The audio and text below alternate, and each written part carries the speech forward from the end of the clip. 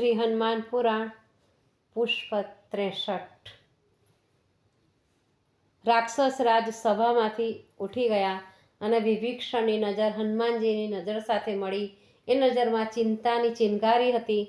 હનુમાનજીએ નેત્ર સંકેત કરી વિભીષણને હૈયાધારણ આપી અને સૈનિક રાક્ષસો હનુમાનજીને રાજસભામાંથી બહાર જવા માટે લઈ ગયા। બીજા મંત્રીઓ તો પોતપોતાના આવાસ ભણી વિદાય થયા, પણ પ્રહસ્ત તો હનુમાનજીને લઈ જતા સૈનિકોની પાછળ પાછળ ચાલ્યો। વાનરનું પૂંછડું સળગાવવામાં એને બીજા બધા કરતાં ખૂબ જ રસ હતો। રાજસભામાંથી બજરંગબલીને બહાર લાવ્યા પછી એમને પૂંછડે ગાભા વીંટવા માંડ્યા। જેમ જેમ ગાભા વીંટવા માંડ્યા તેમ તેમ હનુમાનજી પૂંછડું લાંબુ કરતા ગયા। પ્રહસ્ત તરફ જોઈને સૈનિકો બોલ્યા, મંત્રીશ્વરજી, આ વાનર તો પૂંછડું લાંબુ ને લાંબુ જ કરતા જાય છે। ગુસ્સાભરે સ્વરે પ્રહસ્ત બોલ્યો, કમભક્તો, લંકામાં વસ્ત્રનું ક્યાં તોટો છે? ગાભા ખૂટી ગયા હોય તો નવા નવા વસ્ત્રો લઈ આવો, એના ચિંદરડા કરીને પૂંછડા ફરતા વીંટો। સૈનિકો લંકાને ખૂણે ખૂણે ફરી વળ્યા। અશોક વાટિકામાં ઉલ્કાપાત કરતો વાનર પકડાયો છે અને એને પૂંછડે ગાભા વીંટી આગ મૂકવાની છે, એ સમાચાર સમસ્ત લંકા નગરીમાં ફરી વળ્યા। રાક્ષસો અને રાક્ષસીઓ પોતપોતાના આવાસમાંથી ગાભા કાઢીને આપવા માંડ્યા। ગાભા ખૂટ્યા એટલે નવા નવા વસ્ત્રો ખૂબ જ હોંશથી કાઢી આપવા માંડ્યા। સામાન્ય લોકોને નાટક તમાશામાં જેવી મજા આવે છે તેવી જ મજા રાક્ષસોને પરપીડનમાં આવે છે। સ્ત્રીઓ અને બાળકો તો ખૂબ જ ગેલમાં આવી જઈ તાળી પાડીને બોલવા લાગ્યા, વાંદરો સળગશે ત્યારે જોવાની કેવી મજા આવશે, એ ચીસો પાડશે અને હાથ પગ પછાડશે ત્યારે તો ખરી રંગત જામશે। રાક્ષસોને જ્યારે બીજા દુઃખી થાય એ દુઃખમાં એમને આનંદ આવતો હોય છે, એ સ્વભાવ એ રાક્ષસ સ્વભાવ કહેવાય। સૌ કામ ધંધો મૂકી વાનરની પૂઠે પૂઠે ફરવા લાગ્યા। જેમ જેમ વાનરનો વરઘોડો આગળ વધતો ગયો તેમ તેમ રાક્ષસોનું ટોળું પણ વધતું ગયું। જેમ જેમ ગાભા અને ચિંદરડા વીંટાતા જતા હતા તેમ તેમ તેના પર ઘી તેલ રેડાતા જતા હતા। ઘી તેલ ખૂટવા લાગ્યા એટલે જાનવરની ચરબીમાં રાક્ષસો ચીથરા ભીંજવવા લાગ્યા। સમસ્ત લંકામાં વસ્ત્રો, ઘી તેલ અને ચરબી ખૂટી ગયા। વાનર તો પૂંછડું વધારતો જ જતો હતો।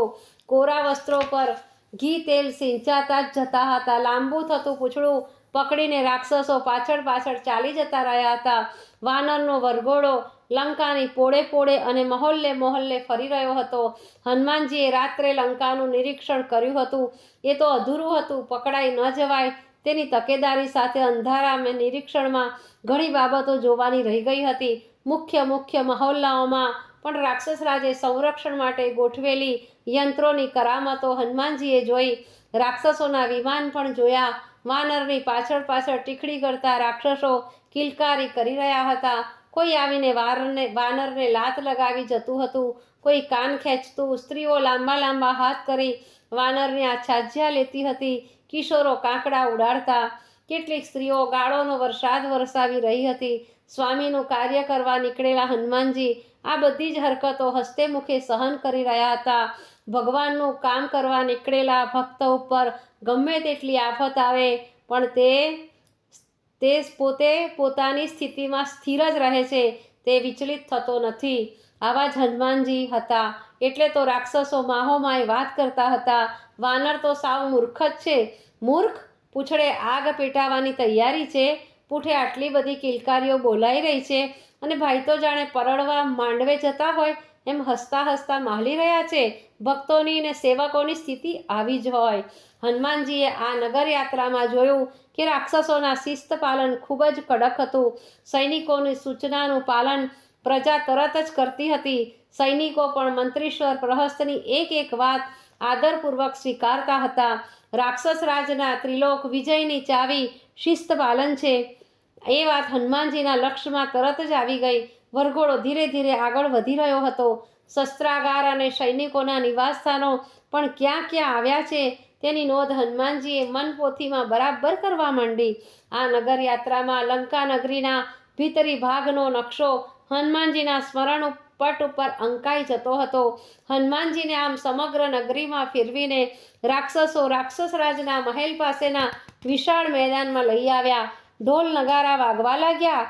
ભેરી અને તુરીના તીણા અવાજ જુદા તરી આવતા હતા।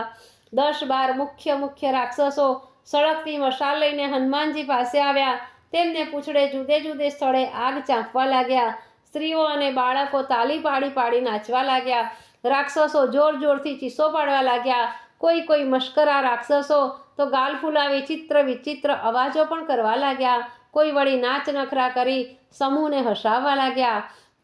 આ સૌને ગુલતાનમાં પડી જ ગયેલા જોઈ હનુમાનજીએ પોતાનું સ્વરૂપ નાનું કરી નાખ્યું. સ્વરૂપ નાનું કર્યું પણ પૂંછડું તો મોટું જ રાખ્યું. શરીર નાનું થતાં જ બંધનો બધા ઢીલા થઈ ગયા. બંધનોના ગાળિયામાંથી હનુમાનજીનો દેહ છૂટો થઈ ગયો એટલે તરત જ હતું તેના કરતાં વિરાટ રૂપ પાછું ધારણ કરી લીધું. આંખના પલકારામાં આ બનાવ બની ગયો એટલે રાક્ષસોનું ધ્યાન તો એમના પર ત્યારે ખેંચાયું કે જ્યારે સળગતું પૂંછડું હનુમાનજીએ રાક્ષસ સૈનિકો તરફ વીંઝ્યું. દોરડાના બંધનથી હનુમાનજીને ખેંચી રહેલા સૈનિકો તો પૂંછડે આગ ચાકતા જ દોરડા હાથમાંથી મૂકી દઈ દૂર જઈને ઊભા રહ્યા હતા. હનુમાનજી પ્રહસ્તને શોધી રહ્યા હતા. પૂંછડાનો સપાટો બરાબરનો લગાવી અગ્નિ સ્નાનનો લાહવો એને પણ આપવાની એમની ઈચ્છા હતી. પણ એ તો ખૂબ જ ચાલાક હતો. પૂંછડું સળગાવ્યા પછી શું પરિણામ આવશે એ જાણતો હતો. એટલે તો પૂંછડું સળગાવવાની સૂચના આપી કે આનો ક્યાંય છું થઈ ગયો હતો. હનુમાનજીએ વીંઝેલા પૂંછડાનો ભોગ 4 રાક્ષસ સૈનિકો થઈ ગયા. એમના વસ્ત્રો સળગવા લાગ્યા. હનુમાનજી એમને પૂંછડાના લપેટમાં એવા આબાદ લીધા હતા કે જરાય ચસકી શકતા નહોતા. એમને સળગતા જોઈ રાક્ષસ ટોળામાં ભયનું વાતાવરણ છવાઈ ગયું. બીજા સૈનિકોએ 4 રાક્ષસોને છોડાવવા ધસી આવ્યા. હનુમાનજીએ તેમને પણ લપેટમાં લેવા માંડ્યા. ચારેય બાજુ શોર મકોર બકોર મચી ગયો. બાળકો અને સ્ત્રીઓએ ચીસાચીસ કરી મૂકી. તમાશો જોવા આવનારા જ તમાશારૂપ બનવા લાગ્યા. હનુમાનજીનું આગ ઝરતું પૂંછડું ઠેર ઠેર વિનાશની વર્ષા કરવા લાગ્યું.